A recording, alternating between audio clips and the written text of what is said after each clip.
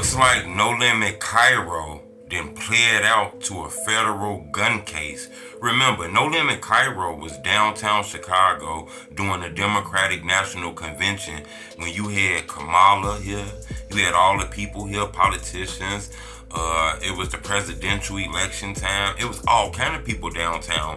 They say Kyro was downtown in a stolen Lamborghini and had multiple guns in the car with switches and all kind of stuff. He was chased down and arrested. Today he finally took a plea deal. Look like he gonna be home soon, but he gonna serve some time. Hit the like button. Goal on this video 1,000 likes. A lot of people wanted to know about this. This was one of the big stories when this first happened because he did this downtown when president-elects and everybody was down there.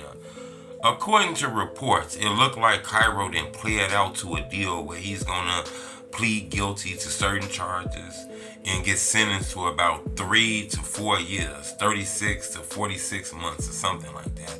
That's around 3 to 4 years he's gonna be locked up.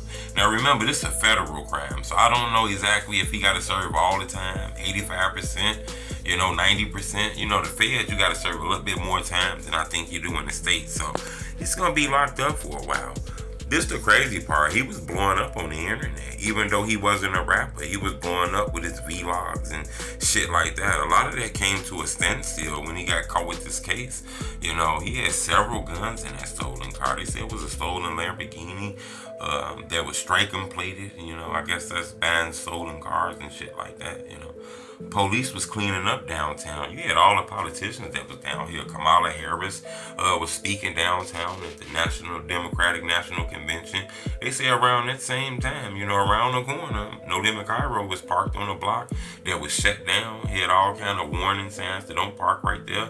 They say he still took his ass over there and parked, and police got up on him and he tried to flee and they caught him. They said he had several guns in the car, switches and all kind of shit. And when they did their homework, come find out the car was stolen. He had a trifecta: switches, a stolen car, and ran. So he was locked up. This guy had prior gun cases and prior cases and shit like that. A lot of people thought he was gonna get 10 years because he got caught with a switch. A switch is not an automatic 10 years, but it's not an automatic come home. We didn't see, Lil Zay Osama get caught with a switch. He 16 months, I believe, 14, 16 months in time on house arrest he had. Then we also seen Lil J get caught with a switch. That's 9 years.